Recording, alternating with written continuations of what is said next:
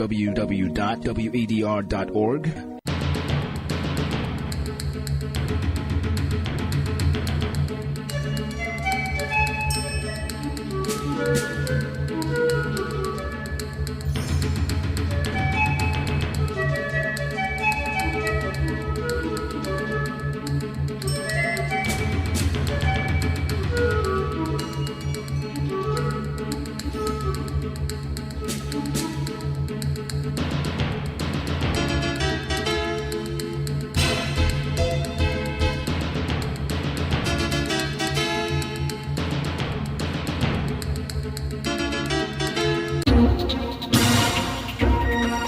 WADR,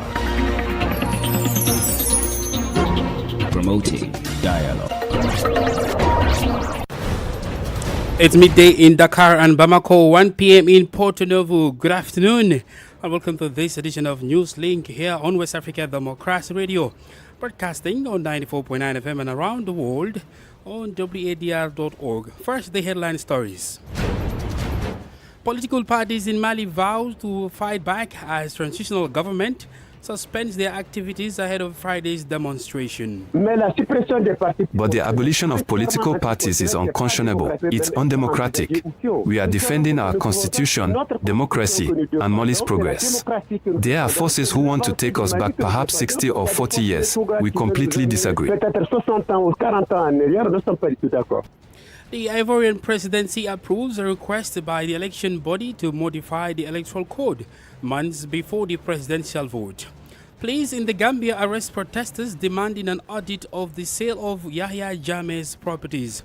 And President Mahama of Ghana takes stock of his government as he clocks 120 days in office. I promise to scrap the e-levy, the COVID levy, the 10% levy on bet winnings, and the emissions levy within my first 90 days in office. We have delivered on 3 of these 4 specific tax repeals as promised. Stay tuned for these stories and more. West Africa Democracy Radio. It's you speaking.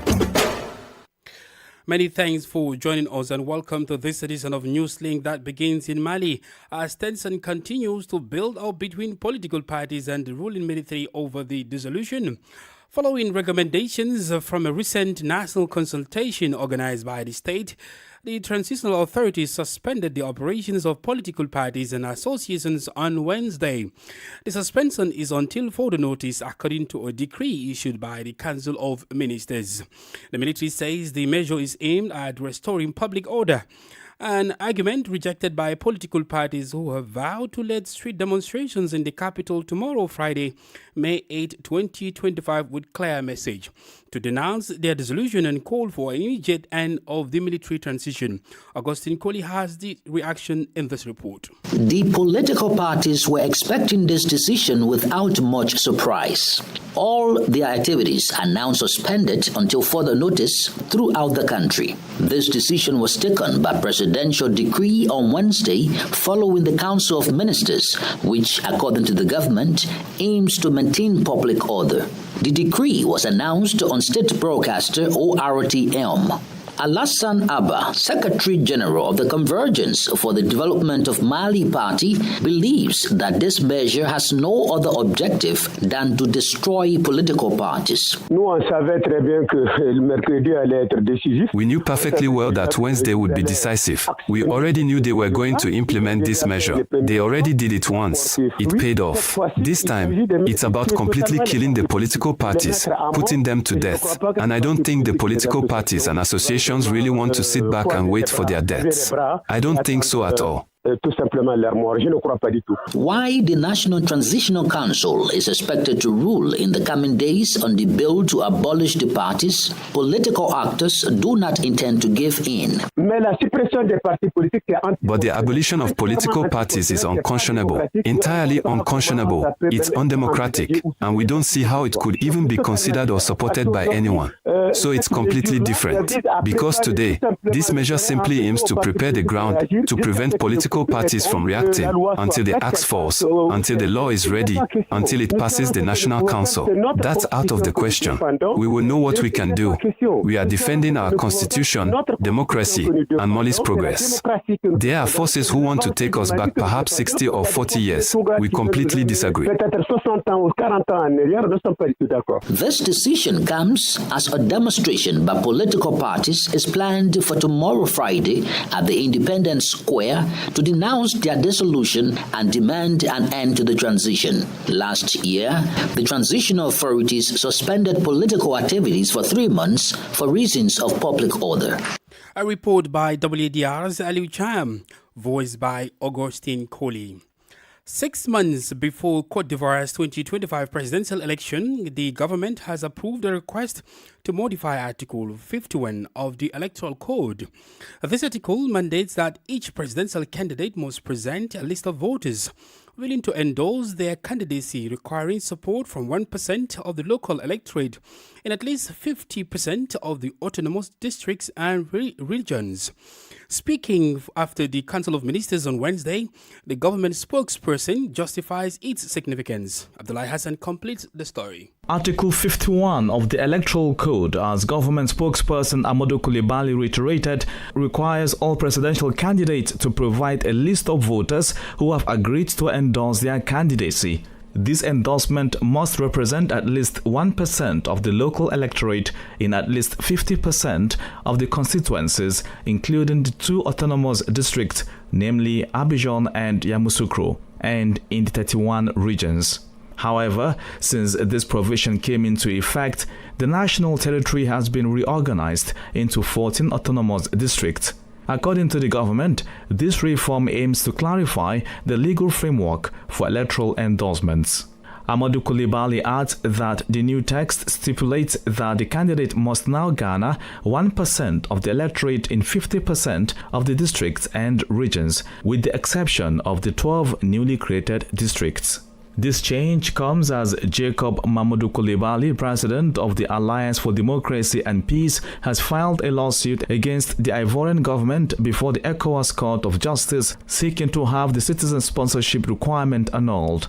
In response to this initiative, the government spokesperson defended the system, arguing that it contributes to strengthening the democratic foundations of the presidential election. Abdullah Hassan filed that report. Ghana's President John Dramani Mahama has touted his administration's clearly early achievements, vowing to lay a strong foundation for resetting the country. Mahama cited key actions including running a lean government, scrapping the e-levy, and tackling illegal mining as signs of a result-driven leadership focused on transparency, accountability, and urgency. The Ghanaian leader disclosed during a national address delivered on May 7, 2025, after the completion of his first 120 days in office. From Accra, Nadi Ditete reports. President John Dramani Mahama says his government is laying a strong and decisive foundation to reset Ghana and build the future Ghanaians desire. In a national address on Wednesday night, the president gave an account of his first 120 days in office, highlighting achievements. In a national address Wednesday night, the president gave an account of his first 120 days in office, highlighting achievements he says reflect a new era of transparency, accountability, efficiency, and urgency. Central to this plan was a social contract for the first 120 days. To the people of Ghana and the world observing our progress, let me state clearly, we made promises and we have kept them. Among the key actions taken, President Mahama outlined the formation of a lean government, the introduction of a robust code of conduct, the removal of burdensome taxes, job creation initiatives, and efforts to clamp down on illegal mining and environmental degradation. I promise to scrap the e-levy, the COVID levy, the 10% levy on bet winnings, and the emissions levy within my first 90 days in office. These expenditure measures were central to our 2025 budget statement. We have delivered on 3 of these 4 specific tax repeals as promised. While optimistic about the gains made so far, The president emphasized the road ahead remains long, calling on Ghanaians from all walks of life to rally around a shared national vision. I take my promises seriously, and my word is my bond.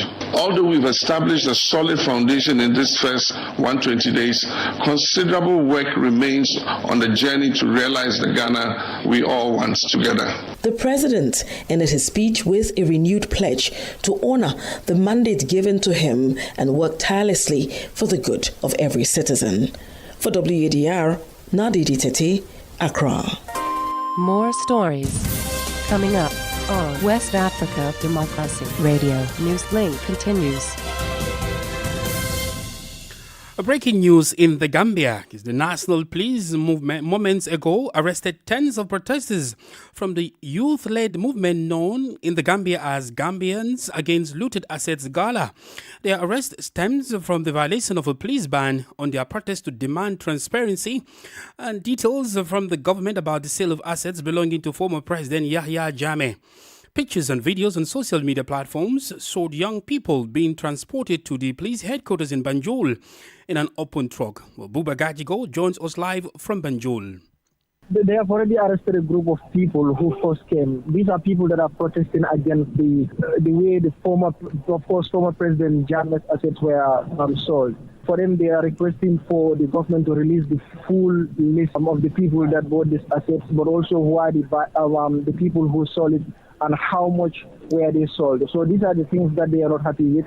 So the first group actually came in the morning and the police came and arrested all of them. Among the prominent people that are arrested is Sirfo Bayosongo, who is a politician, and also you have Omar Saibo Jr.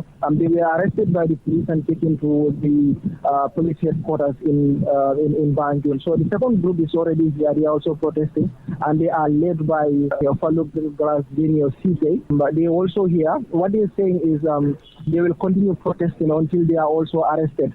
Now the second group is here protesting. So the police has already they just arrived here. Two pickups just arrived here right now. So that they're coming off their vehicles. Yes, they are going to effect arrest. It seems like right now. So it means like it seems like the second group are also being arrested as we speak. Yes, the second group, they are about to arrest the second group right now. Right. Buba Gajigo is a Gambian journalist speaking to us live in Banjul. Recall Omar Saibo, spokesperson of the social movement, told a press conference in Banjul that the group will proceed with the march despite the ban until authorities clarify the matter. An investigative report had alleged corruption, abuse of office, and a lack of due process in the handling of those assets sales. The government, through the Ministry of Justice, acknowledged that the sales of Jammeh's properties had commenced under set procedures, but promised to investigate the claims. And to economy-related development, the federal government of Nigeria recently approved a procurement policy mandating the consumption of locally produced goods is receiving support. The Nigeria Employers Consultative Association, NECA, representing more than 4,000 businesses in the country, has thrown its weight behind this framework. This initiative, introduced by President Bola Tinubu's administration, seeks to enhance domestic manufacturing and decrease reliance on imports. Francis Boniface reports. NECA, in a statement on Wednesday, said it endorses the Buy Made in Nigeria procurement policy, which requires a prioritization of local products in public sector acquisitions. This policy is introduced in the context of Nigeria's economic difficulties, including a 24.23% inflation rate as of March 2025. The Nigerian government aims to strengthen small and medium-scale businesses, which contribute 48% to the nation's economic output and employs more than 80% of the workforce, according to the National Bureau of Statistics. NECA's Director General, Adewale Smato Yerinde, described it as a strategic economic policy, stressing that the Buy Made in Nigeria products policy will alleviate pressure on foreign exchange reserves, stimulate local industry, and protect jobs. He, however, cautioned that the success of this policy depends on strict enforcement, warning that without consistent implementation, it risks becoming another unfulfilled promise. In 2011, former President Goodluck Jonathan launched a similar project, the Proudly Nigerian Initiative, designed to promote and support locally produced goods and services within the country. However, a change of government and shifting political attention saw the initiative lose momentum. Francis Boniface with that report. The government of Liberia, through its Ministry of Information, Cultural Affairs and Tourism, has launched a new initiative aimed at fostering engagement between government officials and citizens. The initiative, named Government Town Hall and subtitled Let's Talk About It, was officially launched on Wednesday and will take effect in all of Liberia's 15 counties. The objective is to establish a platform where government, ministers and heads of parastatals can interact directly with citizens nationwide, discussing various development projects. WDR's Monrovia correspondent Abraham Parker reports. Speaking at the launch of the initiative, Liberia's Foreign Minister Sarah Beslo-Yanti underscored the significance of collaboration in promoting national unity and development. They talk today that we're talking. It's about how all of us can work together to build Liberia. Liberia must rise, and we'll tell Liberia's story. Can't let talk. It's not just about getting to say, oh, government doing everything perfect. No, it's about how we feel it's supposed to be in people. For his part, Information Minister Jerome Pia turned the launch of the Government Town Hall initiative as a transformative approach aimed at enhancing popular engagement in governance. A form of communication that is meant to bring the government closer to the public in a way that helps the people to engage with their leaders and better understand the policies and processes of governance. The Government Town Hall meeting, or Let's Talk About It, will be held in Liberia's 15 counties to enable an open discourse around societal and developmental issues. For Newslink on WADR, Abraham Parker reporting from Monrovia. You're listening to Newslink here on West Africa Democracy Radio, your regional broadcaster streaming on WADR.org. Here's a reminder of our top stories. Political parties in Mali vow to fight back as the transitional government suspends their activities ahead of Friday's demonstration. The Ivorian presidency approves a request by the election body to modify the electoral code months before the presidential vote. Police in the Gambia arrest protesters demanding an audit of the sales of Yahya Jammeh's properties. And President Mahama of Ghana takes stock of his government as he clocks 120 days in office. Still ahead in the news, Togo steps up actions to improve air quality. We also have the guest interview, prize review, and sports news. Please stay with us. Fresh and breaking news all the time. Hear it first as the news breaks, only on West Africa Democracy Radio. Newslink continues. In Togo, air quality is now under surveillance as authorities officially launched the Air Quality Project PQAT, an initiative aimed at improving the air breathed by the population and strengthening environmental protection. Christopher Atechu has the details. Approximately 1.4 million Togolese are exposed to air pollution, according to a university study. This figure underscores the urgent need for action to protect public health. Thus, the PQAT project is being rolled out across the country. 11 cities, including Greater Lomé, and 23 municipalities across the country are involved in the project. Lantam Jerry Wake is the project coordinator. La première qui consiste à déployer. The first involves deploying sensors in the field and monitoring air quality. The second component will now be to process this data and produce useful information to raise awareness among various stakeholders, and the ultimate goal is to fundamentally change our consumption and production patterns towards much more sustainable ones. We are here to complement the field measurements to gain a much more precise idea of the issue and be able to find answers. The main objective is to track gases harmful to human, animal and plant health, as well as those responsible for global warming, says Wake. The project spans 5 years and is funded with 4 billion CFA francs by the African Development Bank AFDB. Hazu Abi is the Director of Information and Environmental Monitoring. The 5 sensors we installed in the city of Lomé will allow us to measure fine particles with a diameter of 2.5. So, beyond these installed sensors at the launch laboratory, we have certain mobile equipment that allows us to measure gases, including volatile organic compounds, aldehydes, NOx, SO2, and the ozone. We also have mobile analysis laboratories. The PICAT project thus marks an important step in the fight against air pollution in Togo. Christopher Atichu reporting. A 3-day ECOWAS regional baseline consultation workshop has commenced in Abuja, Nigeria. The gathering brings together about 30 participants from disaster management agencies, civil protection and monitoring and evaluation focal points representing various member states. The workshop's goal is to enhance the implementation of the ECOWAS food security, nutrition and livelihood humanitarian assistance program, which aims to address the immediate needs of vulnerable populations impacted by regional crises. Through a comprehensive and integrated approach, the program will focus on livelihood assistance, food and nutrition, education in emergencies, cash assistance, and water, sanitation, and hygiene wash. The aim is to offer holistic and sustainable support, enabling affected communities to rebuild their lives and enhance their resilience. This is the newspaper review. Stay abreast and find out what the top stories are in your country. This is the newspaper review. The newspaper review.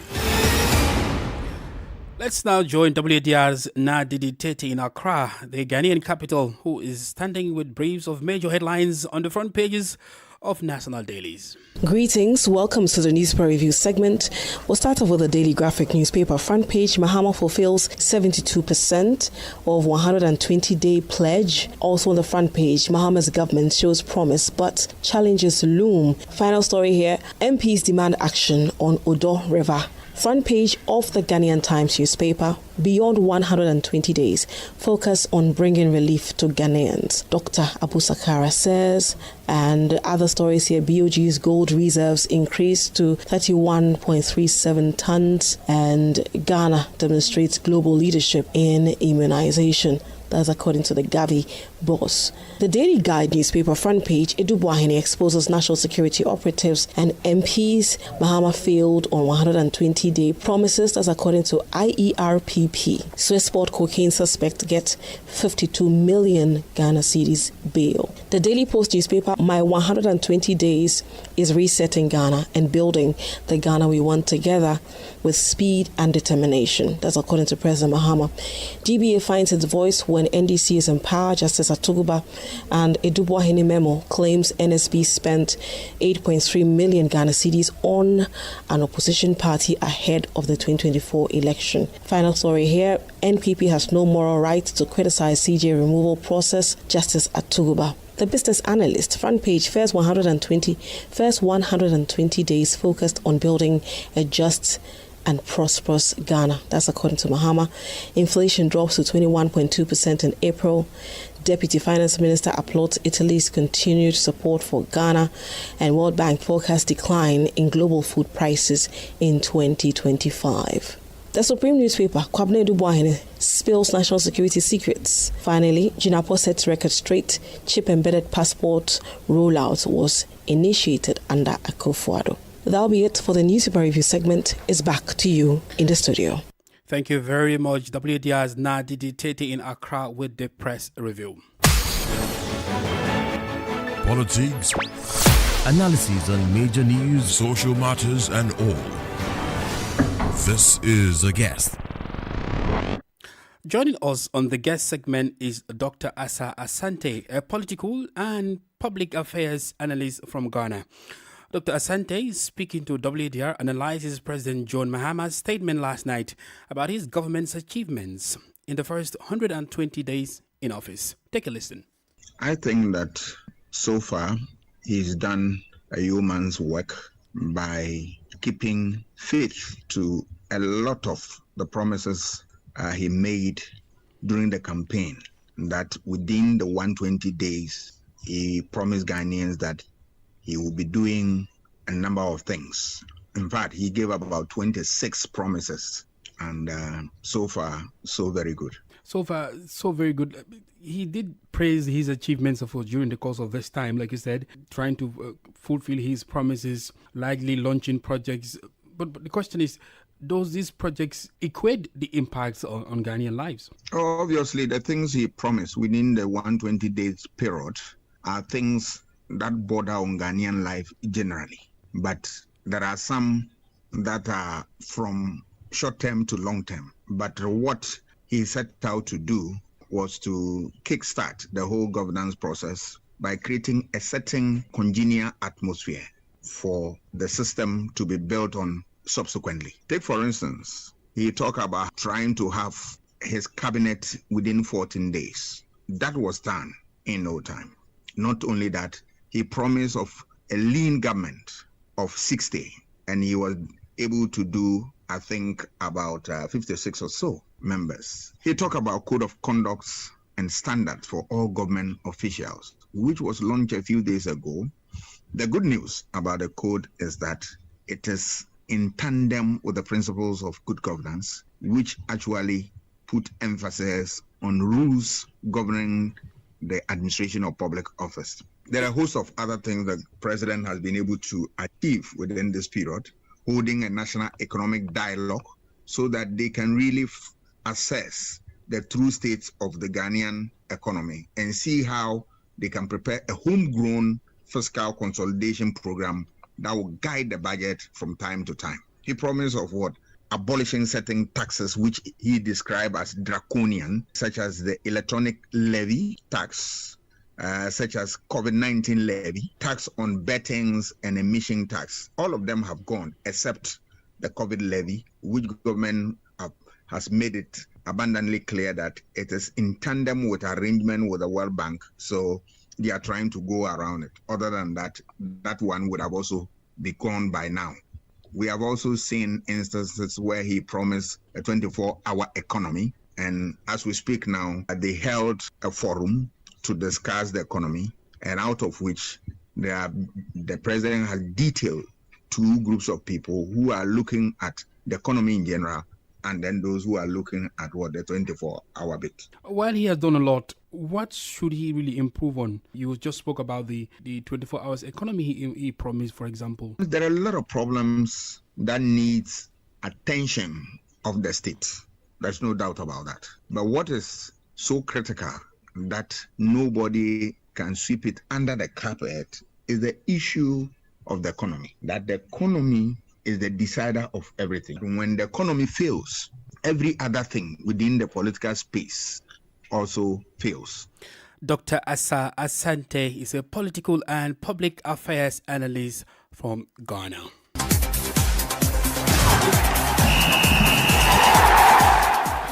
Well, in sport news, French league champions Paris Saint-Germain have secured a place in the final of the UEFA Champions League after a 2-1 victory over Arsenal on Wednesday.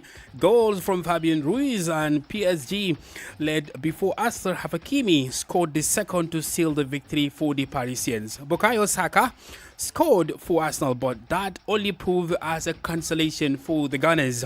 PSG will take on Inter Milan, who defeated Barcelona in the semi-final on Tuesday. And tonight, Manchester United will take on Atleti in the semi-final of Europa League. United won 3-0 in the fourth leg. And we have come to the end of this edition of Newslink from West Africa Democracy Radio, broadcasting on Dakar, Senegal. Thank you for listening, and many thanks to Falilu So and Umu Danyogo for the technical assistance. Do interact with us via our social media platforms, X, formerly Twitter and Instagram, at WDR News, and on Facebook, West Africa Democracy Radio English Service. Coming up at the bottom of the hour is WDR's Environment Program, Enviroscope with Abdullahi Hassan. And by 1 p.m., expect the third edition of News in French Info Savo. I am Sankule Janko. Good afternoon. And many thanks to you for listening to Newslink via Hot 104.3 FM, Newmi FM 94.0, Hilltop Radio 104.7 FM, and Veritas Radio 102.9 in Banjul, the Gambia. We also appreciate our listeners in Liberia via Alternative Youth Radio 98.9 FM, Lofa County, Radio Kagama 94.5 FM, Niba County, DCN Radio 91.3 FM, Riverside County, Wakat FM Radio, Banga, Liberia, Radio Baf FM 91.3 Sierra Leone. For you listening via Radio Pad 95.1 Damango, Savannah region, and on Royals FM